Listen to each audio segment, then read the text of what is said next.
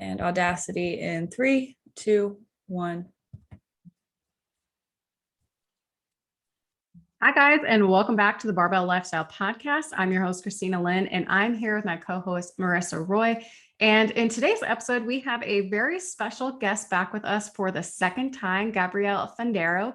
We previously had her on for episode 22, where we discussed body image, behavior change, and the health at every size movement. But today we're going to shift gears a little bit, and we're extremely excited to chat with her today all about gut health. So we recommend listening to the episode to get the full rundown on who she is and her incredible background. But just in case someone is listening to the podcast for the very first time, can you give us, and I don't know if this is possible, probably not because you have such an array of accomplishments and hobbies, but a quick rundown on your background and what got you to where you are today and with gut health specifically. Sure. So I am Dr. Gabrielle Fundaro, known around the internet as Vitamin PhD. I got my bachelor's in exercise science and then went straight to my PhD in human nutrition, foods, and exercise at Virginia Tech. I originally had intended to study the effects of high-fat feeding on muscle hypertrophy, but as a result of human error, as is quite common in the scientific process, we lost the essential samples for that project. And so my side project on probiotic supplementation became my main gig and the focus of my dissertation. And I finished that up after 5 years of research and a teaching fellowship in 2014. And I went on to teach in exercise science. And I was in my 4th year of teaching when Mike Israetel of Renaissance Periodization found me in an ISSN Facebook group and liked the content that I was putting out on my tiny little blog and my tiny little IG page. And he and Nick recruited me to the Renaissance Periodization team. So I was an RP coach for about 5 years. And during that period of time, I started my own telehealth business, Vitamin PhD Nutrition, and authored a series of articles and developed an iterative sort of coaching framework with my colleague, Shannon Beer. I started to talk about gut health when I resigned from academia. So that was a year into my coaching gig with RP, and 6 months into owning my own business, I realized that I probably couldn't do all 3 of those things well at the same time. And I was just finding coaching to be so fulfilling and engaging that I thought I'd give it a try, being an entrepreneur.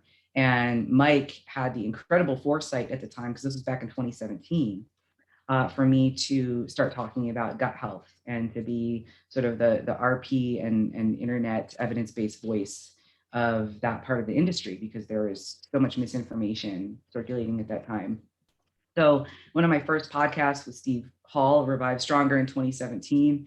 And I was super, super nervous, and it went okay. And from there, it was sort of a snowball effect that, the next month I got another invitation for a podcast. And then next month I got 2, and then 3 and 4. And for a while I was up to doing 5 to 7 a week.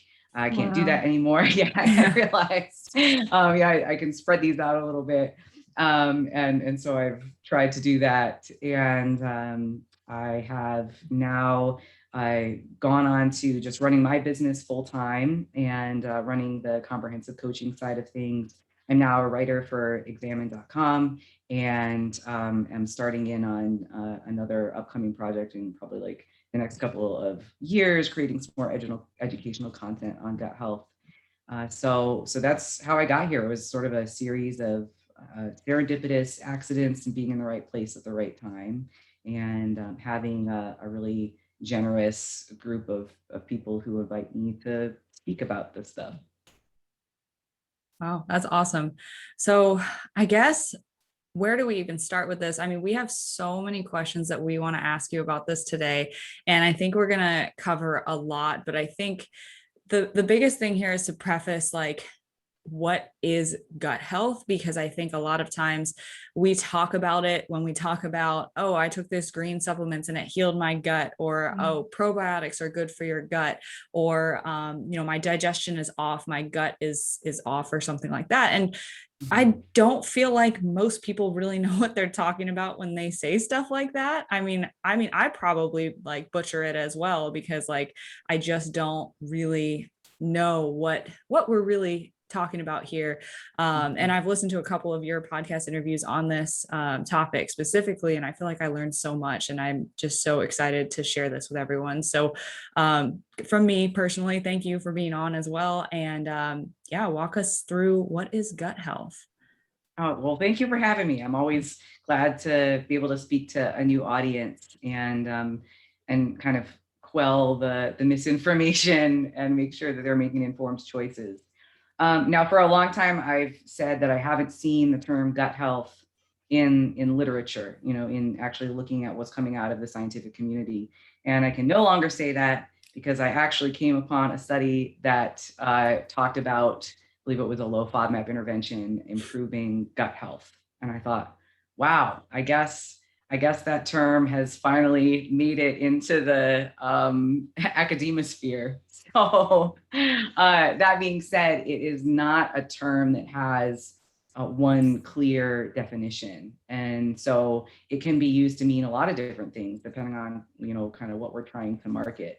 And it's used colloquially probably to refer to three main aspects. And so I've called these the 3 Bs of gut health. So when people are talking about gut health, or when they're using that term, they're probably referring to diversity. So talking about the diversity of the gut microbiome, disease, so that we have the presence or absence of an organic or functional disease of the GI tract, and then digestion. So how comfortably they feel like they're digesting and assimilating the foods that they're eating. And when marketers are using that term, they're quite often also using terms like bad gut health or good gut health, as though we can sort of, in an umbrella way, assess whether all of those things are functioning properly or not, and that we can determine that based on how we're feeling, which really isn't the case. So when we're looking at that first B of diversity, we are evaluating both the richness, so the number of organisms that are in the GI tract, and also the evenness or the proportions of organisms.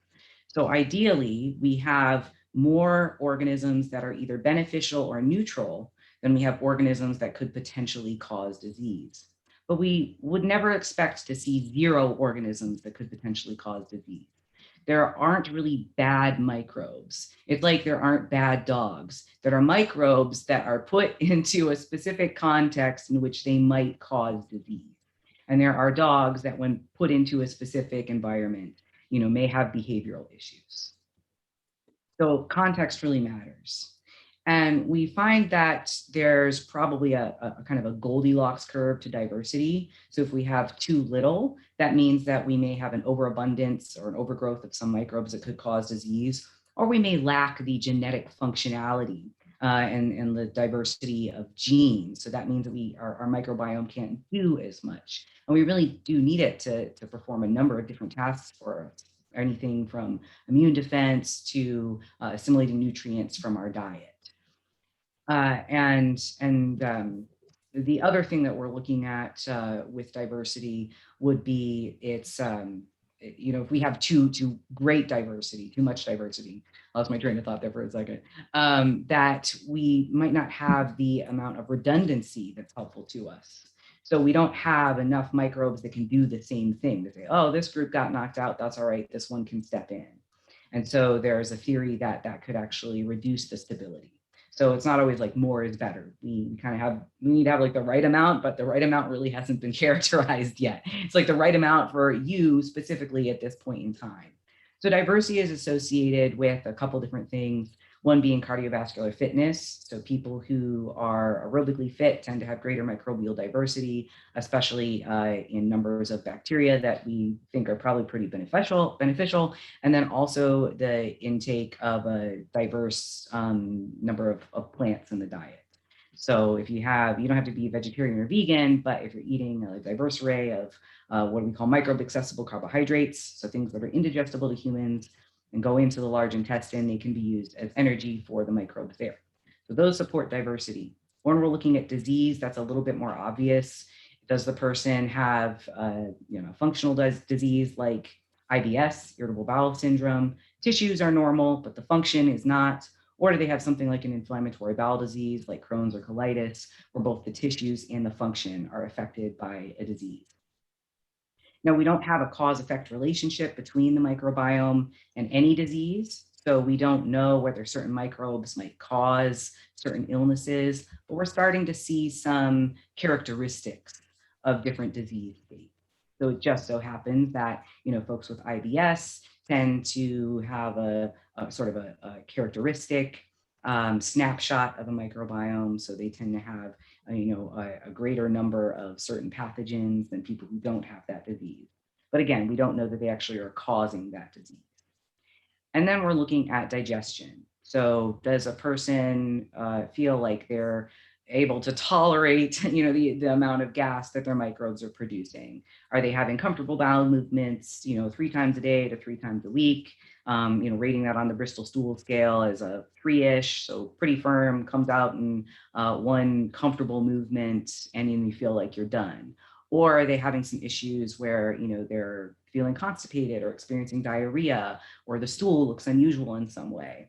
If something abnormal is going on, it's really a great idea to go to a gastroenterologist first, rather than kind of like trying to find out what supplements might help.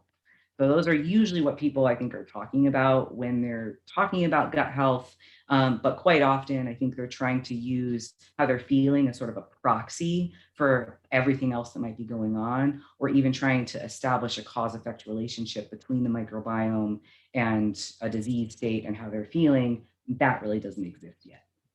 And I think the other interesting thing, and I can't remember if you talked about it on the previous episode, but I know that you've talked about this before, but when we talk about good and bad gut health, that can also vary by location.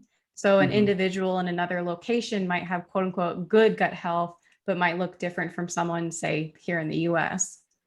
Yeah, exactly. So when we are trying to characterize someone's microbiome as, potentially, health associated or disease associated, how do we tell, how can we tell who's supposed to be there anyway? How do we, we have to have some reference, right? Of what's healthy. That's usually what we're looking for, control or healthy population or something for any intervention.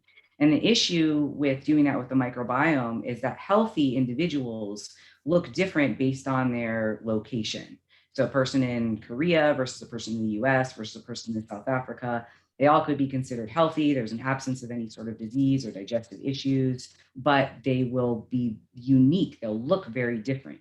So we don't have one picture of health. We don't have, just like health can look different physically and in terms of functionality in our whole bodies. It's the same thing in the microbiome. And there's even a theory that within a diseased state, even though we call that dysbiosis, so it's that refers to any change or difference in one person's microbiome versus a healthy control. Dysbiosis isn't necessarily bad. It's not synonymous with disease. It's just different. And it could be that that's that person's healthiest or best or most functional possible microbiome, given that they have whatever disease they have. So we look at this as a whole ecosystem. It's made up of organisms that are competing for nutrients, competing for real estate. They are actually interacting with one another. They may kill off competing microbes. So we may have 2 microbes that want to occupy the same niche. One is probably going to dominate over the other. Or we might have some microbes that have a symbiotic relationship. So the waste product of one feeds the other. So it's not as simple as saying that we just have, this person is sick, so they must have an unhealthy gut. they must have bad gut health. Not necessarily. That's not one thing. It's a whole group of organisms trying to adapt to the challenges of their environment. And one of those challenges might be the presence of a GI disease. Right. I think that makes me think of an analogy that my ex-phys teacher in undergrad actually gave us. And this is kind of in the context of we're in the fitness industry and we talk about, oh, like rev up your metabolism, or your metabolism is broken, or your metabolism is just slow. And I've always found that conversation very frustrating, because ever since I got an ex-phys textbook and opened up a like graphic representation of the metabolism, and I'm using air quotes, it's literally like a bazillion different pathways all overlapping and crossing each other like 1,000 times. And it spans across the entire like textbook page. And so I was like, that's a metabolism. It's working. Like, it's just really intricate. And so you made me think of that kind of with the gut microbiome, because it's like all of these different moving pieces that all work together. And just because you have some symptom or some thing happening with your body, or with, you know, with metabolism, with weight loss or weight gain, or with your gut microbiome with digestion, doesn't necessarily mean that you have a disease or don't have a disease, or the lack or presence of a symptom may or may not mean something. So it's really interesting kind of drawing that parallel as you were talking through that. Yeah, that is exactly right. That's a really excellent parallel. And I think people will be more familiar with that picture of, you know, the totality of human metabolism, that it's the same thing when we're looking at microbes. You know, within one microbe, you know, the metabolic pathways might be a little simpler, but we're looking at the microbiome. Now, that is an entire ecosystem. We're talking tens of trillions of microorganisms and millions of genes to be expressed. It's incredibly complex. So even if we do, you know, have a randomized control trial with one intervention, so we want to look at the effects of fiber or specific probiotic or a low FODMAP diet on the microbiome itself. Like, we don't even care about symptoms. We don't even care about its clinical relevance. Let's just look at how it influences the microbiome. We could take one type of fiber. We can just like, let's give people inulin. That's a FODMAP. Let's see how that affects their microbiome. We can't even really assume that the changes that we're seeing in the relative abundance of microbes are directly a result of just the inulin. Because what could be happening is that the inulin is influencing some microbe that we haven't yet been able to identify, that's not showing up in our analysis. And it's producing some postbiotic that is influencing the microbes that we are actually analyzing. And we also have other variables that we can't control for, like genetics. So our very own genes, not to a great extent, but our genes influence our microbiome. So, you know, even when we're trying to do something as simple as like, you know, what is a fiber going to do? It's not that simple. So to say, oh, I took my greens powders, or I took this probiotic, or, you know, I took this antimicrobial, you know, supplement, and that got rid of all the bad pathogens, you know, all the bad bugs in my gut. No, it didn't. And like, we wish it was that simple. Yeah. And I think, you know, the next question that I wanted to ask was, what does the gut influence? And I think you really covered that. I mean, with the 3 Ds of gut health, and just how vast that is. Like, it literally touches every part of our body. Now, one kind of, I guess, extension off of that is we hear a lot about this brain gut connection.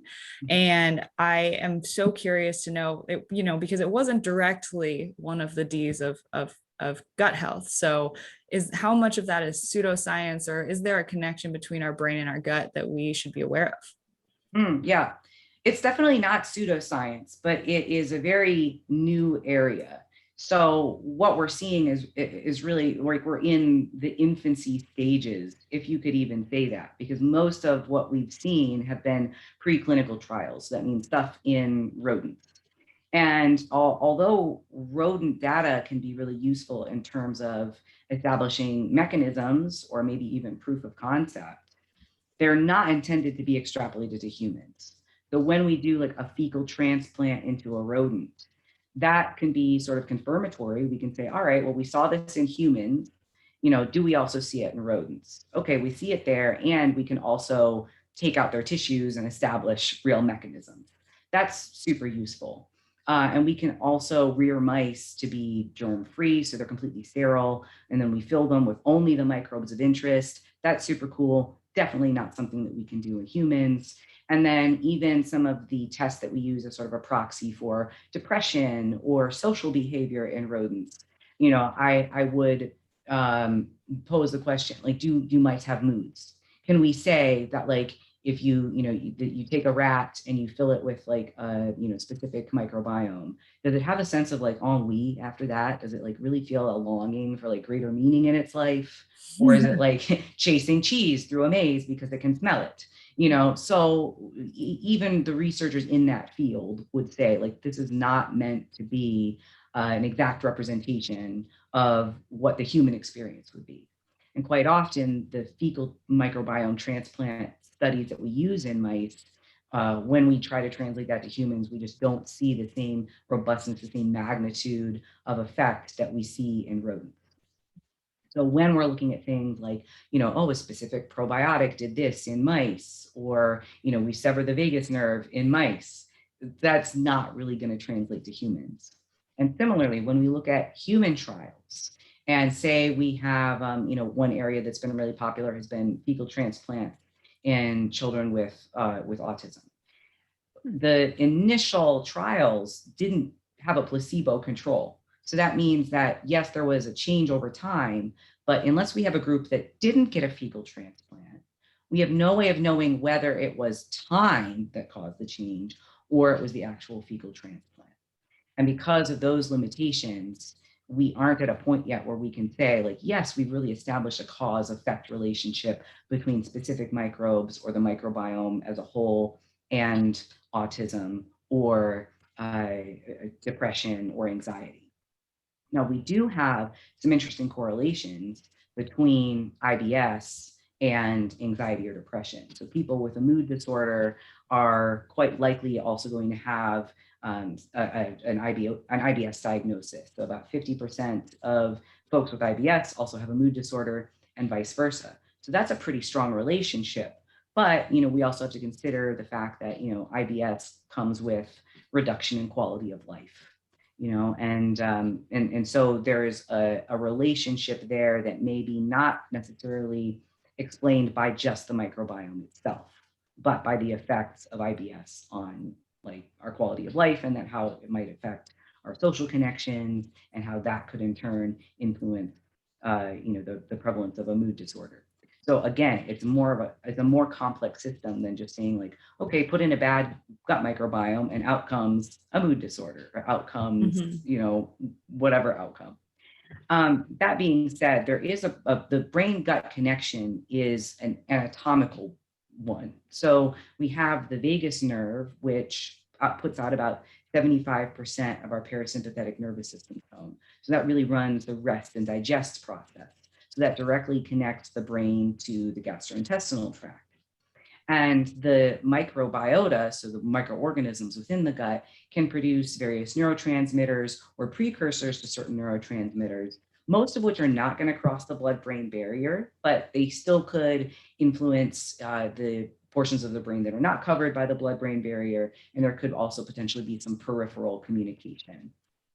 So there's a bidirectional type of communication, so the brain to the gut and vice versa. And the gut actually also has its own independent nervous system. The enteric nervous system kind of runs on its own, separate from the central nervous system. And that kind of is like the all hands on deck, like the up and like the up close nervous system that really regulates the day-to-day operations and like minute-to-minute operations of the GI tract. So our GI tract isn't stationary unless we're eating. It actually goes through a process of these systematic wave-like contractions that kind of like move food along every several hours. You think of it kind of like doing a clean sweep, making room for the next meal. And fortunately, our brain doesn't have to expend excess energy in regulating that because of the enteric nervous system. And there's a great deal that we really don't know, because we've seen some really interesting stuff in rodents in terms of the influence of the microbiome on just brain development. So rearing mice without any microbes in their intestinal tract, they don't develop normally. So that's in terms of behavior, immunity, weight gain, brain function. But again, we can't really do that with humans. There's no way to have a human that's born completely sterile and keep them that way. So it's very likely that the microbiome plays a role in human development, but we just don't exactly know what that role is yet. Wow. Yeah, that's incredibly interesting. And I really like the points on, do we establish causation between the brain and the gut, or, are these things kind of happening side by side, or as one thing changes, then we have all of these other things that change with it. And then how does that affect, and I think that goes for a lot of the stuff that Christina and I do with coaching. It's like, okay, well, your training's been suffering, but, let's look at sleep and diet and stress management and all of these other things that kind of like they can compile in one direction or the other, or they can kind of work separately, but at the end of the day, they always influence each other. So it's really interesting how much that applies to this as well. So I guess to kind of steer us in the direction of application. So our listeners are probably super interested by this, but a lot of it, I think, is beyond the scope of maybe what they need to know in terms of how do I feel and what does this mean for me? And so I guess the first thing that I wanted to ask was, what are some common gut issues? I know you mentioned IBS already, but issues that's most likely, and I'm trying to word this as best I can or as accurately as I can from what you've given us, most likely stem from the gut microbiome that people have or develop, and what are symptoms of those diseases? Well, I can't say that anything stems from the microbiome at this point because we haven't established that. Right. Yeah, and actually, even in there's a review on risk factors of intestinal permeability. That's kind of like, people call that leaky gut. And intestinal permeability wasn't associated with any specific characteristic microbiome. So there wasn't any profile that really seemed to stand out.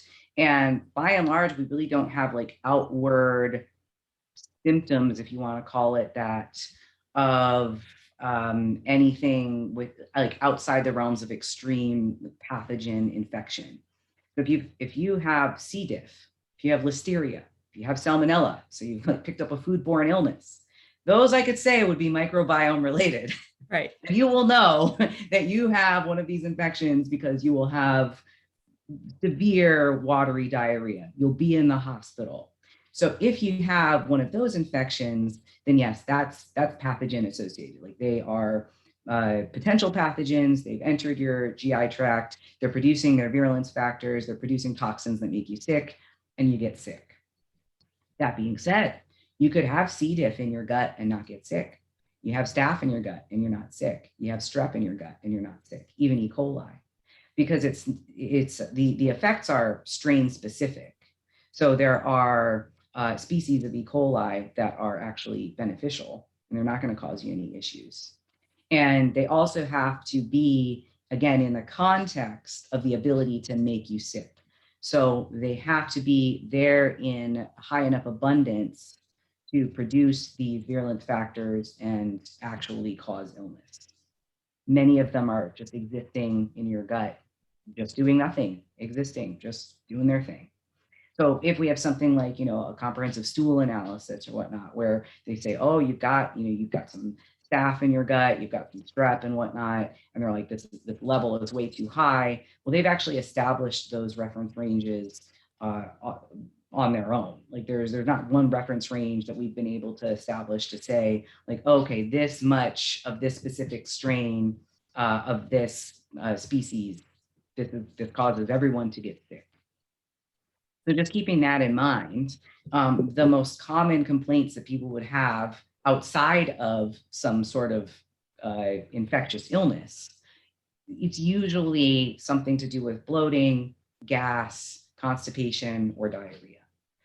So those can be just acute, They could be associated with IBS. I always encourage folks to go to their doctor if they notice that things seem to be really out of whack for a fairly long period of time.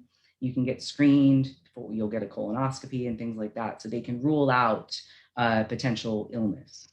The rates of colon cancer are increasing in younger and younger people. So people below the age of 40 are being diagnosed with colon cancer. So it's a good idea to just go get checked out if things are unusual. And I say that because right now it seems really popular to like not do that and instead to like take a probiotic or do a cleanse or something. It's like, just check the boxes off first on get the big rocks out of the way kind of thing. So ruling out, the presence of a disease, or even if you do find that you have IBS, that can still be managed through diet. And that's really the case when it comes to constipation and diarrhea and bloating. Your microbes are metabolizing the indigestible carbohydrates, the carbohydrates that are indigestible to you. And as a result, they are producing a combination of short chain fatty acids and gases. And you have to pass the gas. So it comes out as flatulence, or it might sort of feel trapped in there. You feel like, you're not passing it comfortably. There's just a lot of bloating. So that can come down to just kind of like modifying the ratio of fermentable to less fermentable carbohydrates in your diet, and other lifestyle interventions as well. But that's kind of like the big rock for that one. When it comes to something like constipation, sometimes constipation comes along with people who are chronically dieting. So GI motility can actually be reduced with chronic low energy intake. Your body is trying to efficiently absorb all of the potential nutrients in whatever little bit you might be eating. So constipation can occur with that.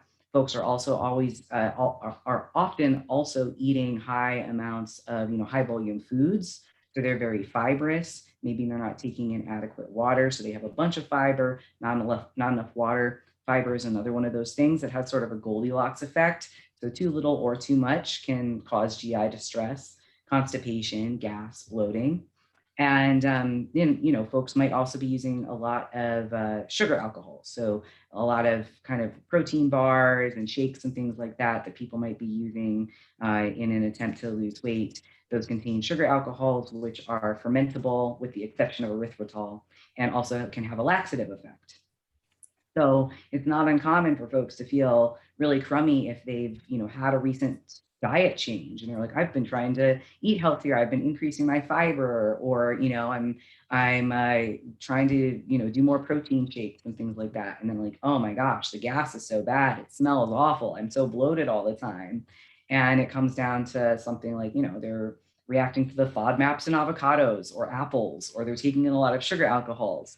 And then they're being sold this idea that, they have bad gut health and they need a probiotic or to do some sort of cleanse or reset, or, that's why they're having a difficult time losing weight.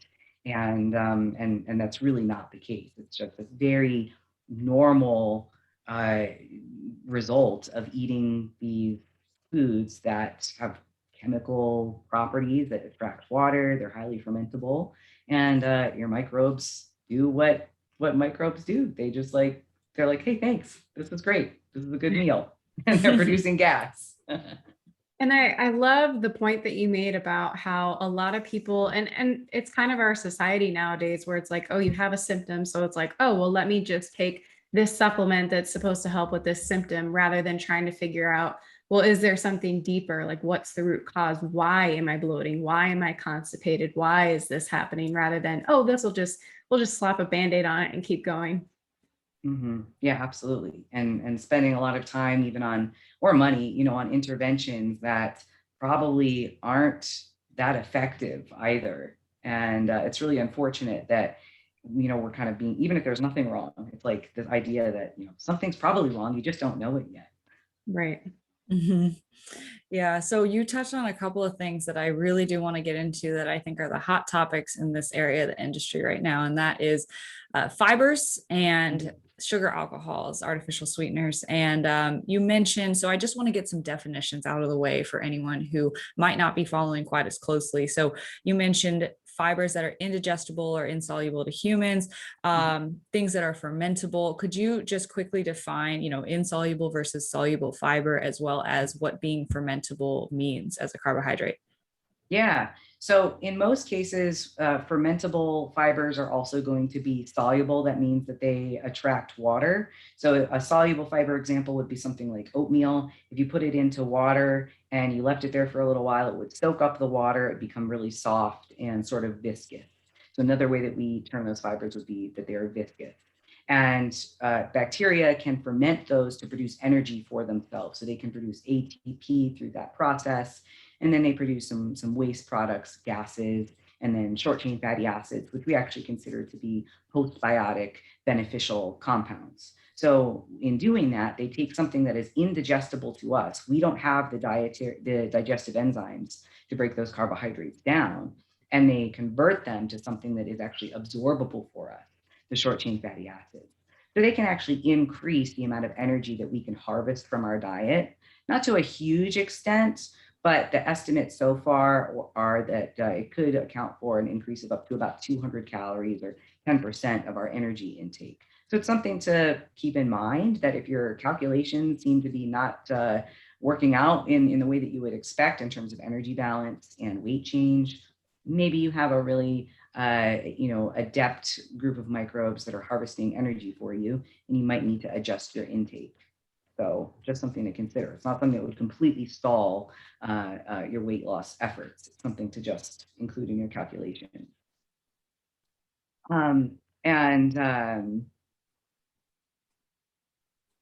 No, I just forgot. Okay, sorry, I just forgot the question for a second. My day started really early today.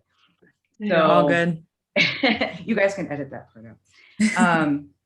Now, when we're talking about a non-fermentable or a poorly fermentable fiber, that's usually going to be insoluble as well. So it's something like an apple peel. If you were to put that into a cup of water and you come back 30 minutes later, it's going to look no different at all. So it's not attracting water, and it's not as readily fermentable. So those microbes can't break down those carbohydrates as easily and use them for energy.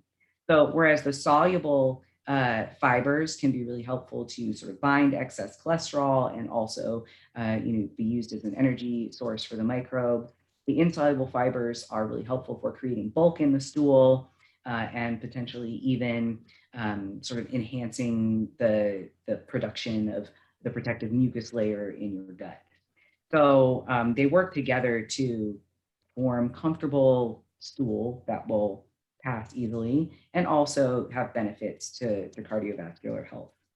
That being said, if we have a lot of fermentable fiber in our diet and our microbes are producing a lot of gas, we might feel uncomfortable. Or if we're having a lot of those, the fibers or the carbohydrates that like to attract water, so some of those FODMAPs, then that could have a laxative effect. So we could be eating a diet that's really high in fiber and very nutrient dense and still feel crummy afterwards. So it's just something to keep in mind that if we're feeling that way, it doesn't necessarily mean that something is wrong. Right. Right. And when it comes to fiber intake, we try to give recommendations to our listeners and to our clients of, well, okay, how much fiber should we generally be eating on average? Because obviously there's going to be the person who has a very distinct microbiome who maybe can't have that much fiber and feel good. There might be people, and I've seen people, clients specifically like long-term vegans can tolerate very, very high fiber intakes because of how many plant-based like fruits, vegetables, and things that they're eating regularly. So I've seen things across the spectrum, but in general, my typical recommendation for someone who's starting out, we don't really have any symptoms or issues going on, is around like 20 to the upper end, like 40 grams of fiber per day. Would you agree with that? Would you add anything to that or change anything about that recommendation? No, I mean, the recommendations for men and women vary a little bit. Women aim for about 25 grams per day, and men, the recommendation is 38 grams per day, or you could calculate about 15 grams per 1,000 calories ingested. In the US, the average intake is about 15 to 19 grams per day. So if you're taking in more than that, you're already ahead of the game. And the other key is that you're attaining that from a variety of different sources. So we really don't know which microbes prefer which type of indigestible carbohydrate. So the recommendation is just to give them a bunch, sort of like a fish tank, that like they might have different needs and wants. And so you provide a variety of different fish flakes. Otherwise, you might find that one school, eats another school because they don't have adequate energy availability. Right. Yeah. Cause I know personally, I feel best when I get most of my fiber from real food sources, fruits, vegetables, whole grains. And I've had clients who they're like, oh, you want me to get this much fiber? All right. Fiber 1 bars, protein bars, fiber supplement. And I'm like, do you feel okay? And they're like, yeah, everything is dandy. And I'm like, all right, then, I'm not going to try to touch that then, as long as you feel okay. And then other clients might really struggle to get in fiber, try those things and feel like crap. And it's really interesting to see just the variability with that and what is too much for some people and what is normal for others. And in the past, before I kind of knew a little bit, like still don't really know much. Do any of us really know much about the gut? But like before I knew a little bit about fiber and that sort of thing, I had a vegan client and I remember this distinctly. And she mentioned having some digestive issues. And I looked at her fiber and I was like, okay, well, we're getting like, 50, 60 grams of fiber in per day. Like that's a lot, maybe we can bring that down. And we gave it a shot. It was really hard because she was vegan and it didn't change anything. And I was like, but it was supposed to be like A to B, like this should work. And like it's just so interesting to like think about that in hindsight with all of this knowledge now. That's not necessarily a cause effect. Right, exactly. And it really comes down to also sort of the ratio and an individual's tolerance of the fermentable carbohydrates. So when we talk about FODMAP, it's fermentable oligodimonosaccharides and polyols. And so these are found in a variety of whole foods. So the ones that we see, and also in some processed foods as well. So you mentioned things like, fiber 1 bars and drinks and whatnot. Quite often manufacturers are using inulin or chicory root, which is a form of inulin, which is a highly fermentable carbohydrate, to increase the fiber content of their product. And the issue is that because it's so fermentable and it's so osmotically active, that it can actually cause really severe GI distress. So like the microbes are super happy about it, but you might be getting gas pains and a lot of bloating and flatulence and diarrhea. So your point about getting fibers from whole foods is a great one, because that's sort of a layer of assurance that you won't be getting 15 grams of just one type of highly fermentable fiber in your diet that at one time Right. that can really cause some GI distress. Right. But some folks are very sensitive to FODMAPs, and it could be that they can really only tolerate a small amount of like avocado or asparagus or something, and another person can eat half of an avocado and feel just fine. Right. So is chicory root and inulin what's in Quest bars? Because I've had accounts of that multiple times from myself and from clients. Yeah, I think so. I think Quest bars, I know their formulation has changed over the years, and I want to say now, I think they are using maybe either allulose or erythritol, and those are actually not readily fermentable. And I think maybe soluble corn fiber. So as a soluble fiber, it would be, theoretically readily fermentable. But yeah, I actually haven't eaten a Quest bar in like a super, super long time, but I do keep an eye out for inulin and chicory root, because I know that those hit me hard. Like I've gotten, I had a little bit of oat milk one time, like a couple years ago. And I was at a little cafe, and like my friend went up to the counter and I was like, oh, can you get me like soy milk? And she was like, yeah, sure. And she came back and I'm drinking the coffee, and I was about halfway through the cup and I was like, oh man, I don't feel great, And I finished the cup of coffee and I'm like, oh, I've got abdominal pain. And I was like, what kind of soy milk did they put in there? And she was like, oh, they didn't have soy milk, they used oat milk. And I was like, no, but because not all brands have it, but some have that added, for mouthfeel, kind of gives things like a creamy sort of viscous mouthfeel. And yeah, it was rough. So, it's not going to affect everyone in the same way, but that's really the most commonly, I call it kind of like, it's an aggressive FODMAP. So it's in onions and garlic. So if people are doing sort of a version of FODMAP light, where it's not such an intensive process, usually those are a couple that are briefly eliminated. You can see how you feel and then bring them back in because they're really concentrated sources of inulin. Interesting. Yeah, I had to know because I was like, every time, like, I remember it was probably like circa 2014, 2015 when everyone was really into Quest bars. I was really into Quest bars.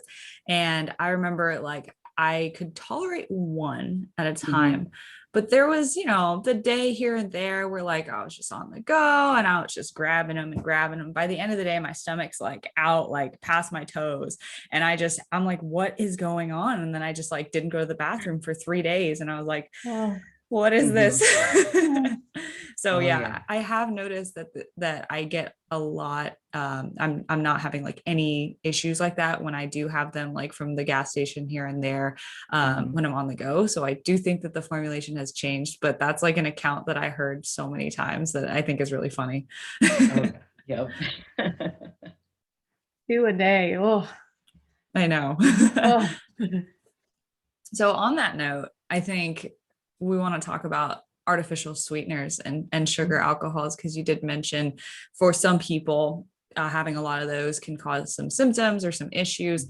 And I think there's a lot around sugar alcohols because they are in a lot of supplements, like dietary supplements, and they're in a lot of just food products that we eat, sugar-free stuff that we get because we're like, ooh, the macros on this are great, it's sugar-free.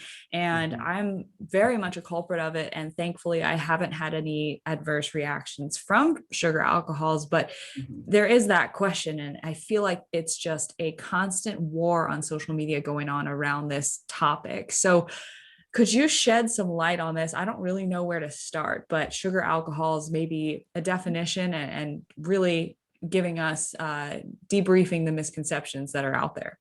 Yeah. So sugar alcohols would be considered a FODMAP. They're part of the polyol group, and they actually do occur naturally. So sorbitol and mannitol are examples that we see in the group of FODMAPs. And sorbitol specifically is used in quite a few diet products like diet chocolate, like sugar-free chocolates, sugar-free syrups. So you'll see sorbitol as an ingredient, but it also occurs naturally in a lot of pit fruits, so things like peaches.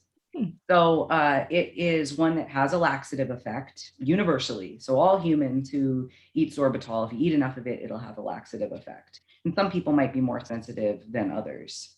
Now, as I mentioned, erythritol is a sugar alcohol that's actually not fermentable, but the rest would be considered either fermentable and or osmotically active, meaning they attract water.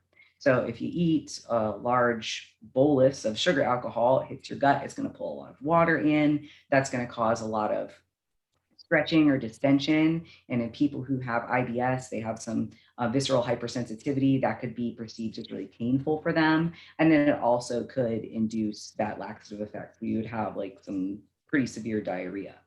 Now, that doesn't necessarily mean that it is like harming your microbiome or harming your gut. Obviously, if you do this chronically and you have chronic diarrhea, that could certainly be harmful to health in general. But, if it's something that happens to you every once in a while, like you have a protein bar or something, or a whole bag of sugar-free gummy bears or something, because you lost a bet. It's just an effect of the chemical properties of the foods that you're eating. Now, sugar alcohols are different from artificial sweeteners. Our artificial sweeteners are a form of non-nutritive sweetener that are man-made. And again, all food is chemicals. This does not mean that they're harmful. And in randomized placebo-controlled studies in humans using physiological doses of these sweeteners, we don't see an effect at this point on the gut microbiome. It just doesn't seem to do anything. It goes in one end, comes out the other. The microbes don't really interact with it. It's not something that they can metabolize, and it's not something that impedes their ability to function. And so those substances are inert, when it comes to the microbiome and when it comes to gut-derived hormones as well. Because that's another thing people get like worried about, oh, what about like my PYY or whatever. So artificial sweeteners, those are thus far safe for human consumption and safe for the gut microbiome. That being said, if you could get yourself to a place that was a human equivalent to the doses that we give rodents, and you're having, more than like 13 cans of soda in a day, or more than 40 packets of sweetener in a day, then you've surpassed the acceptable daily intake limit, and then you could potentially have some issues for your microbiome and for other systems in your body as well. But when we are keeping things realistic, what are people usually eating in a day, then it's not going to be an issue. So we just have to make sure that we're looking at what's physiologically relevant versus what is a super physiological crazy dose in a rodent or in a petri dish or in an artificial, GI tract. So sometimes they'll have something that's like stimulates a GI tract. They'll only have a small number of microbes in it. It doesn't really model the complexity of the human microbiome. Right. And I've seen some people with certain sugar alcohol type products. I think it's attractive to them because they've heard that they can subtract the sugar alcohol from the amount of carbs that they're eating. So they tend to look for products like that because they can essentially eat more without having that high carb intake. So it's like, it's already decent macros, and then they go ahead and subtract it even more. So they feel like they're eating this, 30, 40 carb bar or ice cream or whatever it is. And there's like, oh, it's only 8 carbs. And like, no, no. Yeah, exactly. It's like, yeah, you might get, your net 8 carbs, but you might not feel awesome, depending on how much of that you eat. And the other thing that's kind of an interesting caveat, because people ask sometimes, do I count the fiber in the food? Right. Mm-hmm. Well, considering the fact that, some proportion of your microbes are able to convert some proportion, some portion of that fiber to some amount of short chain fatty acids, the fiber grams don't really come out to 0 calories. It's 0 to 2 and maybe 4. So it's kind of like, it depends on your personal set of microbes. And we don't have a way of assessing that and quantifying the actual number of calories that they are harvesting for you yet. That would be super cool, but we just aren't there yet. So when we're doing something like that, it's kind of like, okay, the soluble fiber probably counts a little bit. If it's an insoluble fiber, probably not so much. So if I have a product that has like a lot of cellulose, like, a lot of like low carb wraps will have some like a wheat gluten, and then it'll be cellulose is the other, that's kind of like what's giving it structure. Cellulose is not readily fermentable, so that probably really does come out to like effectively 0 energy. You're going to just extract, you'll expel that in your stool.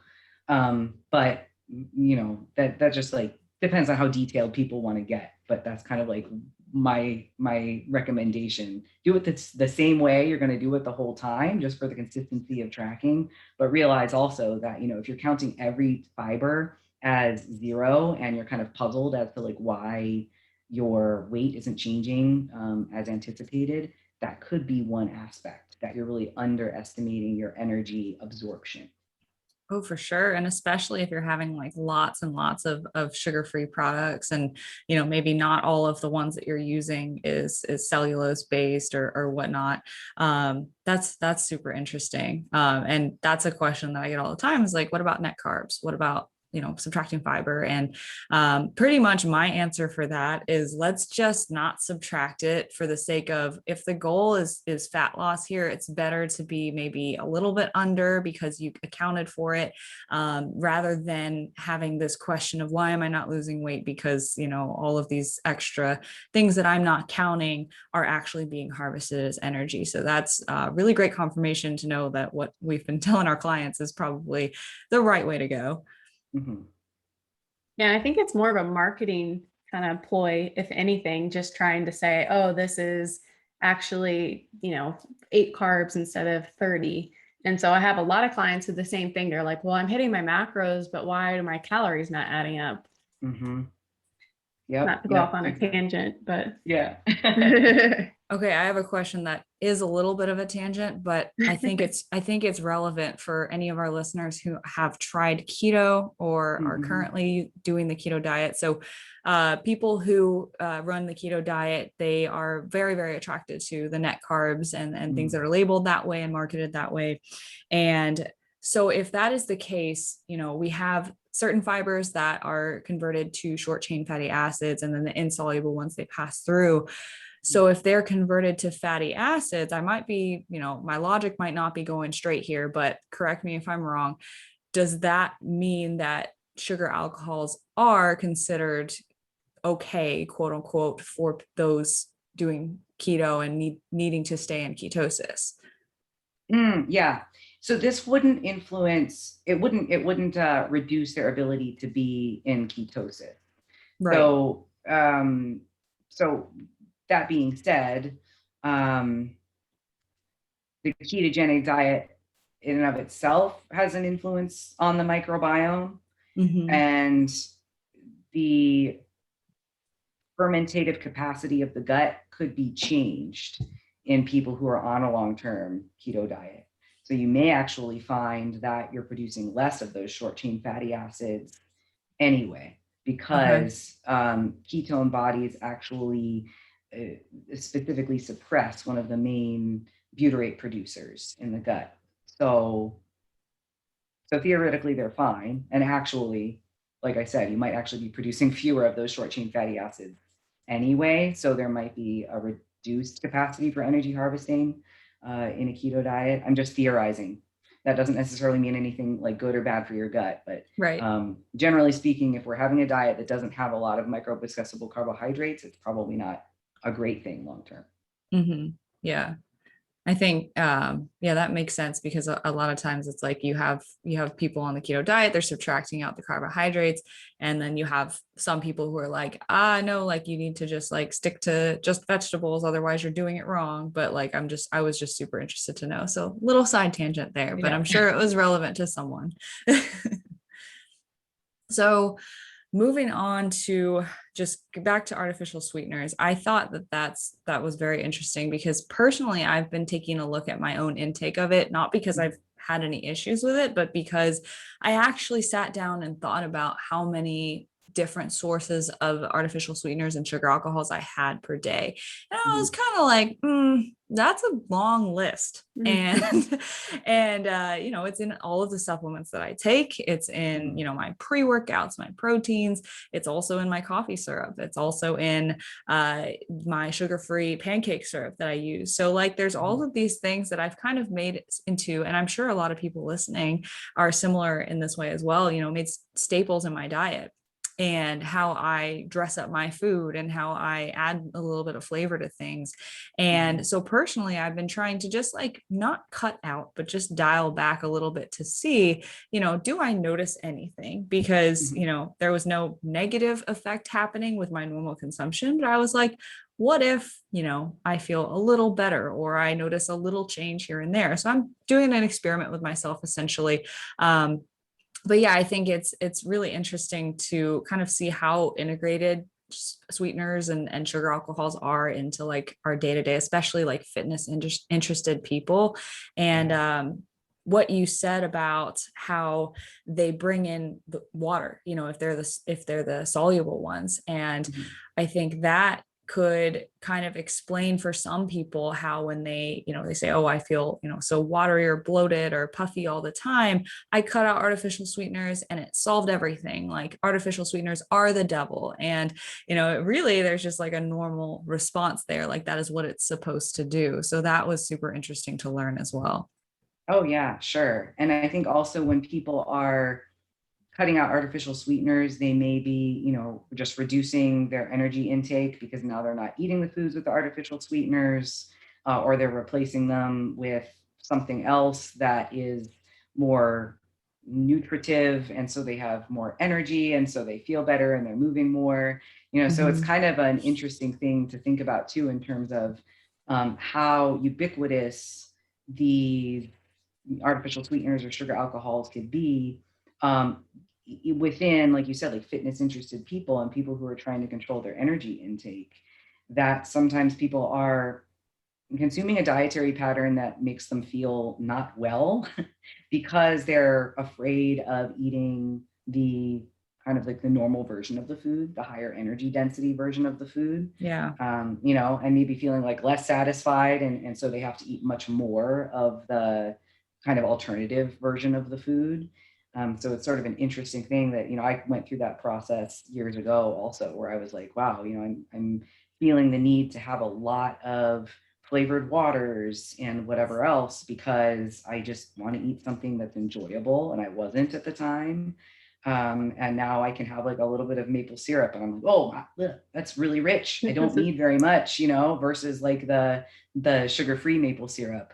And yes, of course, regular maple syrup is higher in carbohydrates.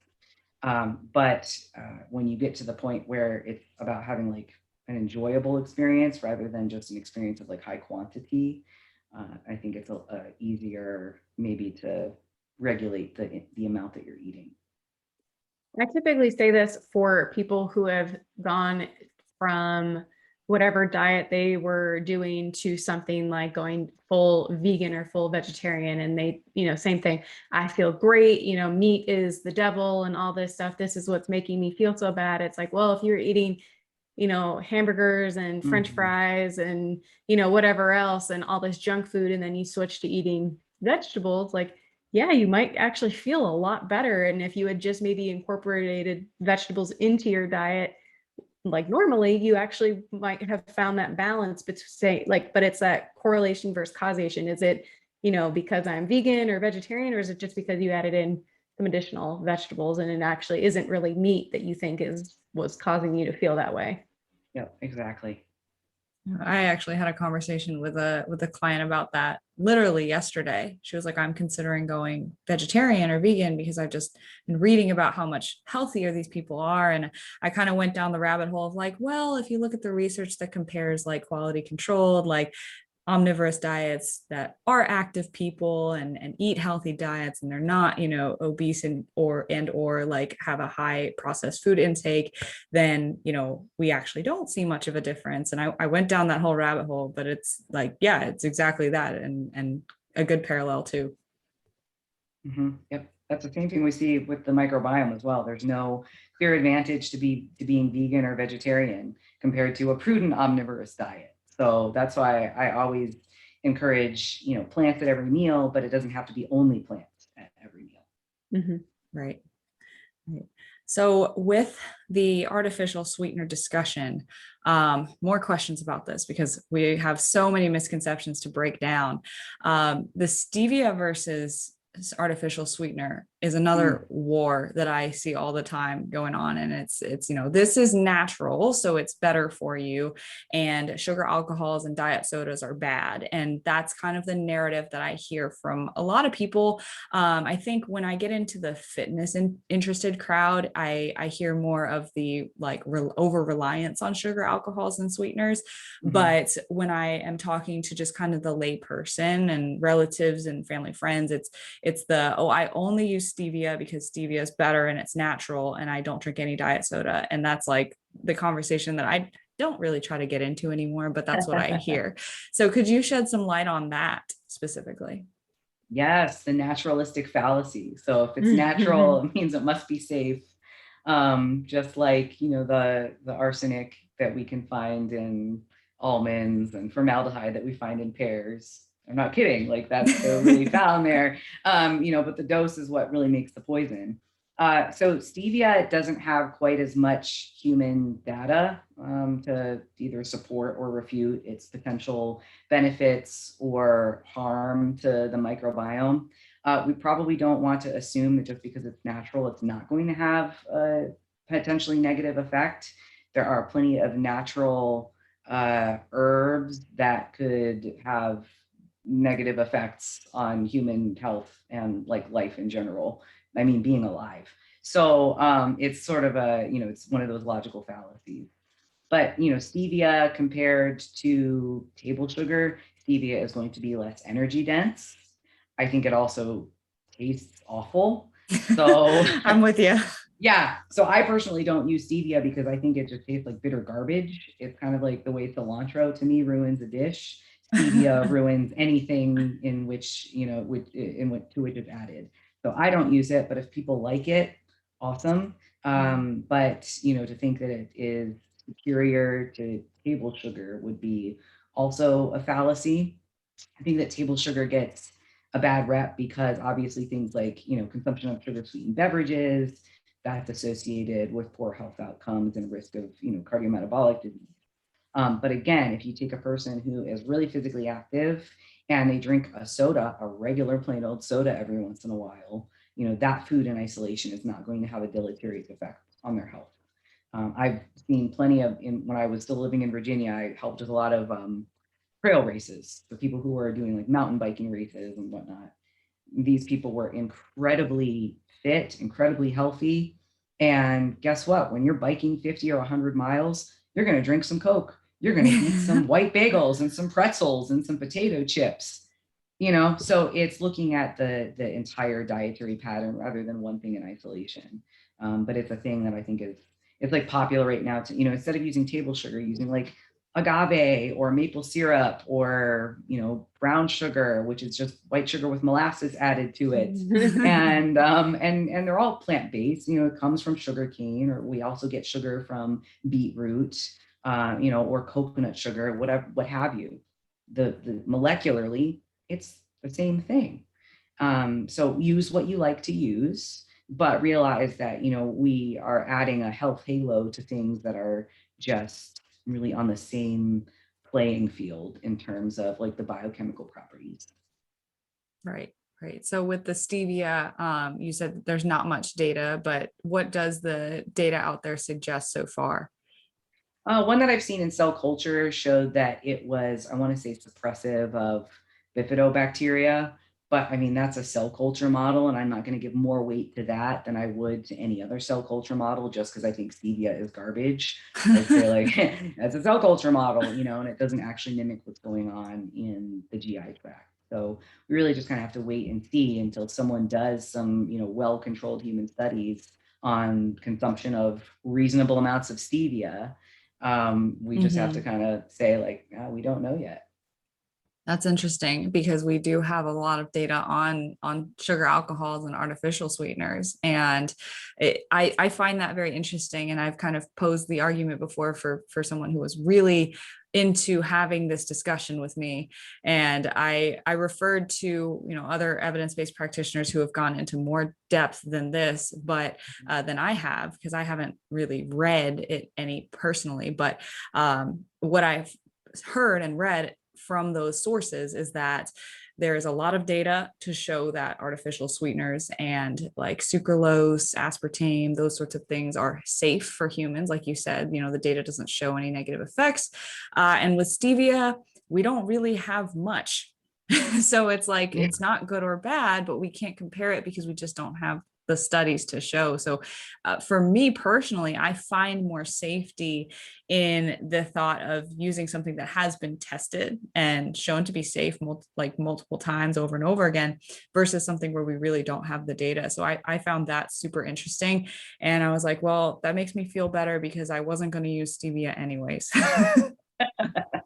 Exactly. Yeah. I'm kind of like, even if you told me like stevia is super bifidogenic, it's great for the gut, I'd be like, awesome. You keep it, you use it. I've got other stuff. Yeah. I'm gonna think of cilantro every time I use stevia now. So bad. Yeah. So I think the last thing that we wanted to ask you about is all of these supplements that we have that are quote unquote good for gut health. And you've kind of debunked them a little bit already, but I wanted to kind of touch on them specifically because these are things that we have conversations with our clients about all the time. And that would be greens products, probiotics, prebiotic supplements. And then I have definitely run into, I'm eating more probiotic foods. So the kimchis, the yogurts and stuff. So how useful are these products or are these foods, and how much of what we're seeing with the marketing here is really, just BS? Yes, Yeah. please tell me I don't have to eat sauerkraut. No, I have to say, I actually do like good sauerkraut. Oh, I love sauerkraut. Yeah. Can't do it. Can't do it. So I'll list them in order of like things that have effective applications. All right. So probiotics are effective for specific applications if you use the right probiotic for the job. So the effects of probiotics are strain specific. So if you take a Lactobacillus rhamnosus GG and you're a little kid and you've got diarrhea, you'll probably feel a lot better.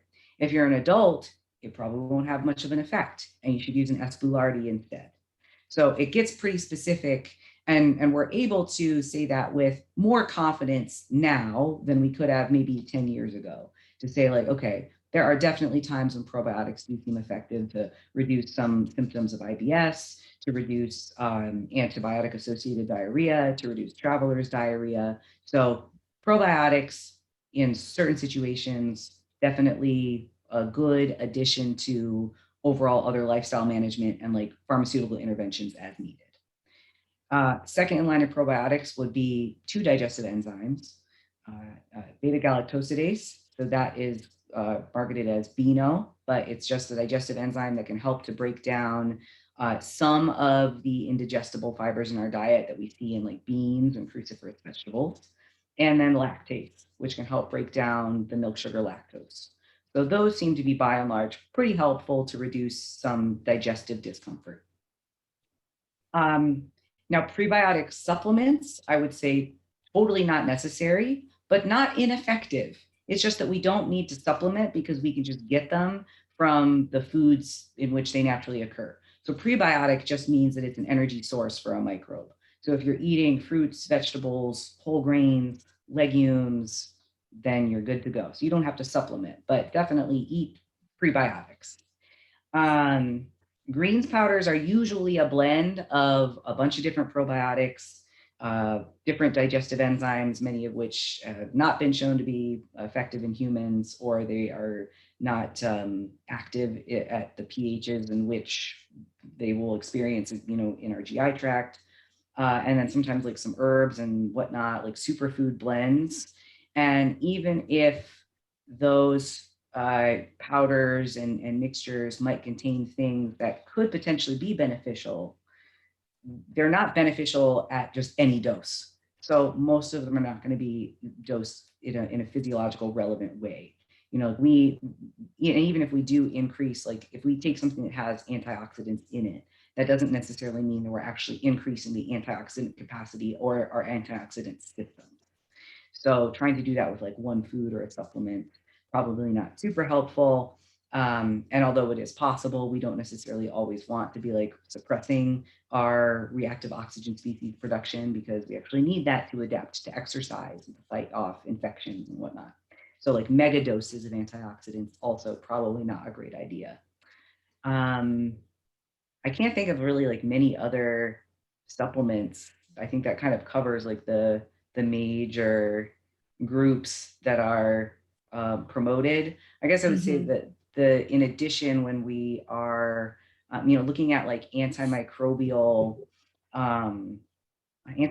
supplements, that's the only way I think that is an accurate name for them, that they're often really weak antimicrobials. So they're like essential oils or herbs that may be effective in vitro, so in a cell culture dish, or like in the oral cavity where we do get a little like a biofilm like on our teeth.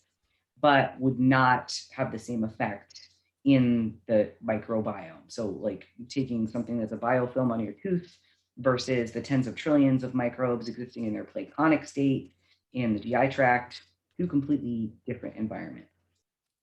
That being said, peppermint oil is one that has been shown with pretty solid evidence to reduce some of the pain and symptoms associated with IBS.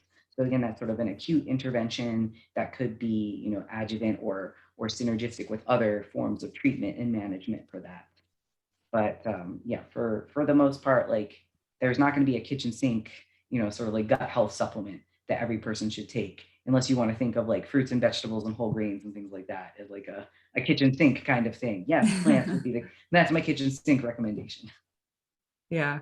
What about the probiotic foods? So the kimchi, the yogurts, and the, because I think from what I've heard is, you can supplement a probiotic pill or a drink or something like that, or you could, drink the kombucha or eat the kimchi. But what I believe is that it's just the dose is not quite enough in those foods. But could you clarify that a little bit more for us? Mm-hmm. Yeah, there was a really great analysis that came out in 2019 by Whalen's group, and they actually looked at the effects of these fermented foods. What evidence do we have for their potential, their ostensible benefits in humans? And they concluded that the only probiotic food would be fermented dairy. And the other foods that are fermented are not considered probiotic. So the definition of probiotic put forth by the World Health Organization is that it's a live microbe that when ingested confers some benefit to the host. So those foods do contain live microbes, but they either are not the type that would be beneficial to the host, or they are not, as you mentioned, in adequate amounts to confer a benefit to the host, or they just haven't actually been studied at all yet. So like, there's something like, I think like natto, we just don't know because no one has actually tried to figure out like what it's doing.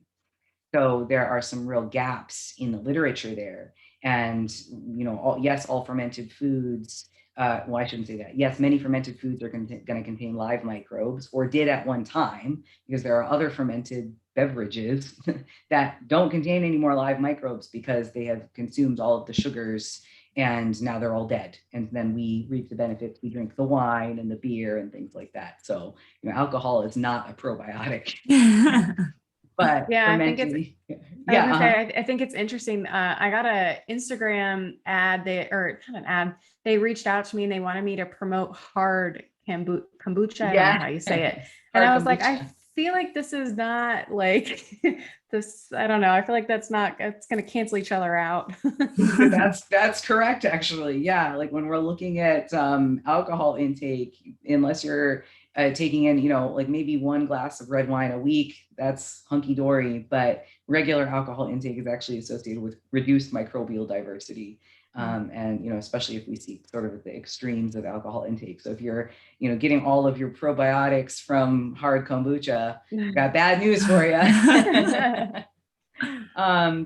So fermented dairy is actually associated with reduced cardiometabolic risk factors and improved lipid levels. So if you wanted to go that route, it would be an evidence-based addition. So if you want to have like a kefir or Yakult, I think is the brand that's been studied pretty often. That would be one thing to do. But, something like a kimchi or sauerkraut, either the evidence suggests that like maybe they don't do anything, or they're eaten traditionally. Like there's some fermented cabbages that are eaten traditionally with beer. And so they're associated with gastric cancer. Well, probably not the cabbage itself, but, there's lots of drinking beer. So there are some confounding factors that we haven't been able to parse out yet. And so they just haven't met the criteria to be considered a probiotic food. So Christina, you do not have to eat sauerkraut. Thank you.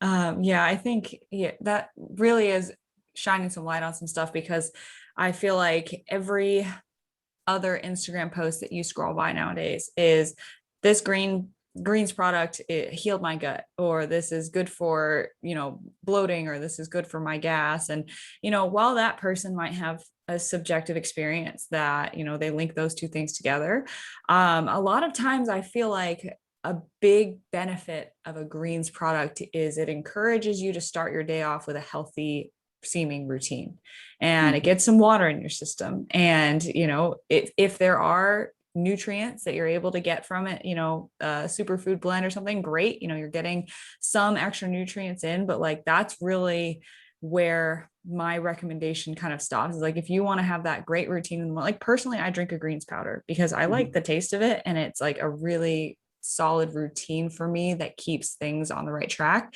But beyond that, I'm not banking on it to make sure that I go to the bathroom the same way every morning. I'm not banking on it to, heal my gut or something like that. And so I think that's a really great confirmation for that. And for anyone who is scrolling through Instagram and they see a healthy gut coach, or they see a supplement that's supposed to fix these things, just encouraging you guys to be a little bit more skeptical and really, re-listening to this episode, using this information.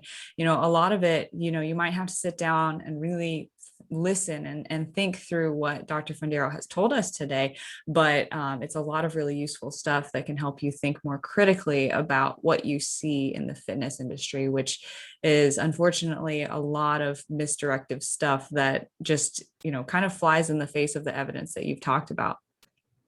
Absolutely. That's my hope. Yeah. So Marissa, you brought up social media, and the big common theme or argument I see right now is bloating. Is bloating normal?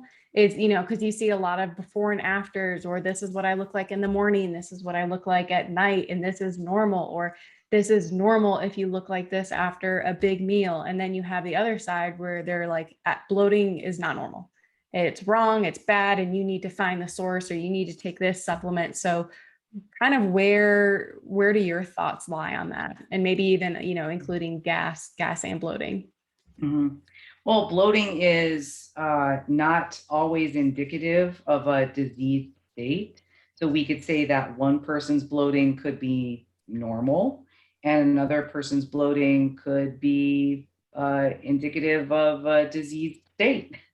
And so if a person feels like their bloating is not tolerable, if the bloating is reducing their quality of life and it's uncomfortable and frequent, that, it's a good idea to just go to the doctor, figure out what might be going on, and ruling out the potential disease. And then once okay, I don't have a disease, then the bloating is caused by something that I'm eating. My microbes are fermenting it and producing gas. And from there, awesome, I know that I can modify my diet in some way to reduce it. So it's sort of like to say, in an umbrella sort of way, like this applies to everyone, like bloating is normal. Well, bloating isn't just, there's a spectrum of bloating, and there's also sort of like a spectrum of normal. And, there's normal versus like tolerable. And then there's normal versus common. So you could say that bloating is fairly common, but it may not always be normal for a person. It may indicate that something is abnormal. So keeping those things in mind, like we can't really make absolute statements. It's great to say, hey, don't assume that something is wrong just because the internet's trying to sell you on bad gut health. But also, like don't just say like, oh, everything's normal, everything's fine, and like dissuade a person from going to a gastroenterologist. That's my first step when people come to me with questions. I'm like, have you visited your gastroenterologist? Like, do that, just rule everything out. And then you actually know like what your next step should be. And you're not just kind of flying blind. Yeah, Right. I think that's a good point, because it's like, okay, if you eat food, like your belly is going to distend, like you have more food volume in your stomach, and then you're like, it's normal. But if you distend and now look 6 months pregnant, well, that might not be normal. And if your distended stomach hurts, or if it's painful, so it's hard, because it's like you said, like, yeah, maybe it's normal, maybe it's common, but how do you decipher between normal and common? And hey, you should probably go see someone for that. Right. And also, the opposite side of things where you've had people who have never even noticed anything post meal or, at the end of the day. And all of a sudden they have people telling them and yelling at them on social media that your stomach being this size after you eat a meal is not normal. And then they're like, oh, let me go diagnose a problem that I don't have. Right. And I definitely see a problem with that side of the spectrum too.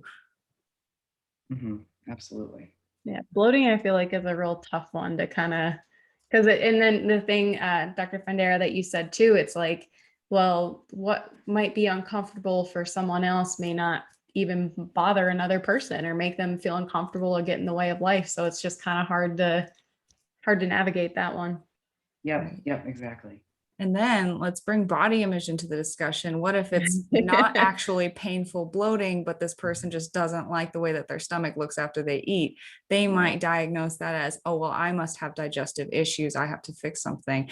But no, like really that this is more so now an issue of psychology. And so just making it more complicated. Yes. No, that's true. That's one of the sort of unseen potential flags of disordered eating is the sort of a complaint of like chronic bloating, chronic feelings of fullness, or chronic constipation, because a person may have, chronically low energy intake. And so, yes, they are experiencing constipation, but they have a lot of anxiety around what would be considered, not an abnormal amount of stomach distension.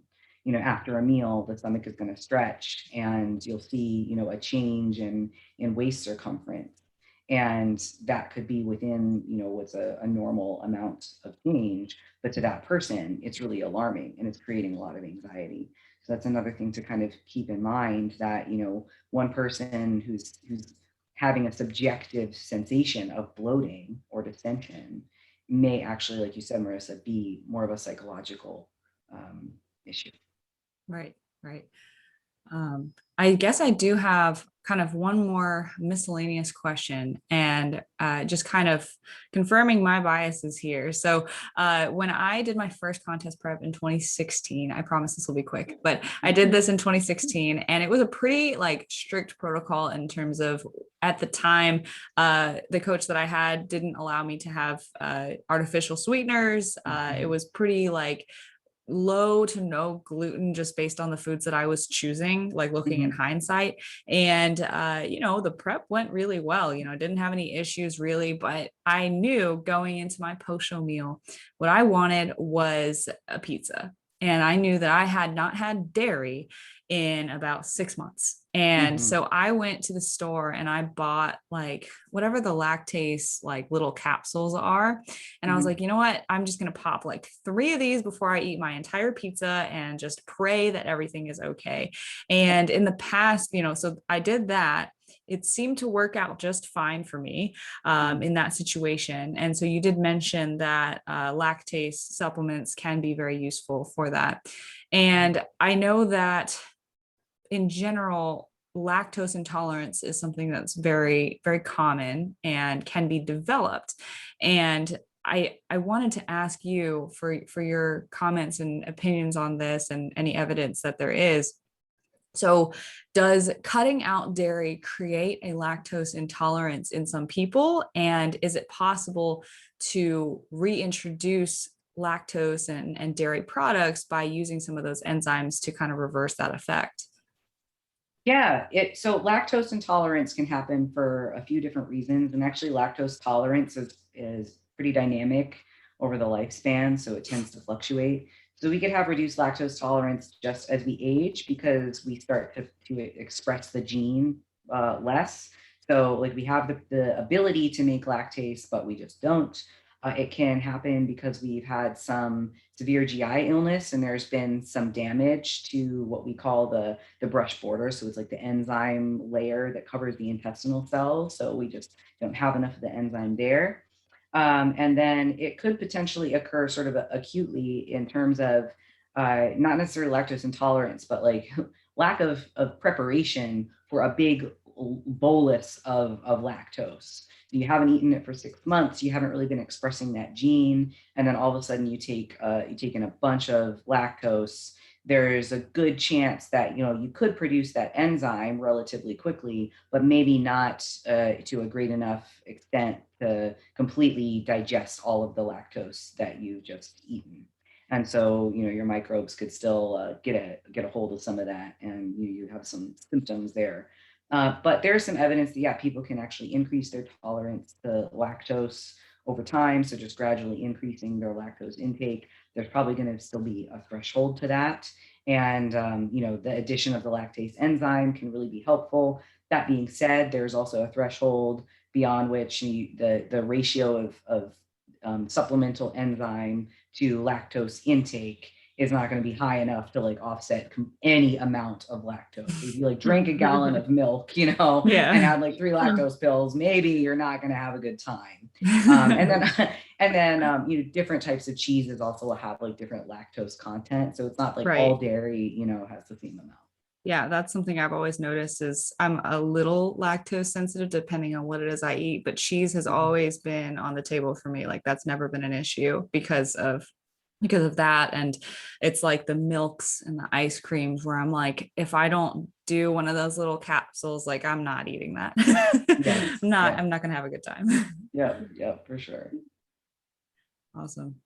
So I guess to wrap up, we covered a lot. I mean, we covered what the gut even is, what gut health is, or, our lack of definition for it, the 3 Ds of gut health, fiber, gut issues, artificial sweeteners, sugar, alcohols, supplements. We covered it all, and we couldn't be more grateful because there are so many misconceptions about all of these things in this industry right now, because it's kind of, the cutting edge of science right now is we don't really know all too much, but a lot of people are kind of stepping outside of that and making claims and assumptions and guiding people the wrong way. So hopefully this message can spread to as many people as possible. But I guess our wrap up question for you is, with the, arbitrary definition that we have, what is your recommendation for achieving quote unquote good gut health, which we know is subjective and individual?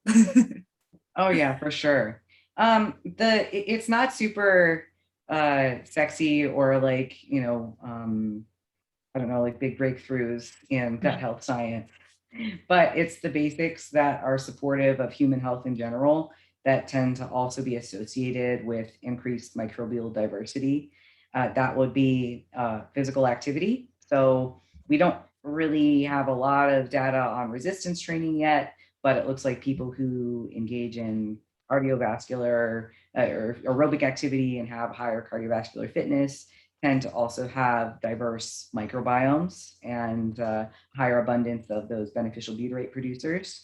So just even meeting the World Health Organization recommendations for physical activity, you don't have to run a marathon, but if you get 30 minutes most days of the week of some moderate intensity aerobic activity, probably have your bases covered there. And then also a wide variety of plant foods in your diet. So eating fruits, vegetables, whole grains, beans, nuts, and plant-based proteins, along with your animal-based proteins. If you want to have that, that's another really great way to support a diverse array of microbes and diverse array of genes for them to express as well.